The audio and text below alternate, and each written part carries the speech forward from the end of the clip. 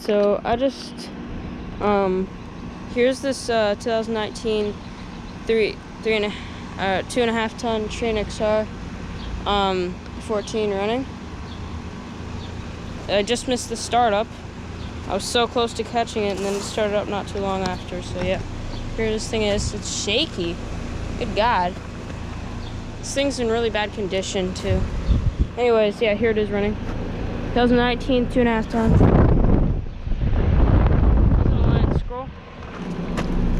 It's getting very cold and sweaty. It's 14th here. Yeah. Anyways, thank you for watching, and over and out.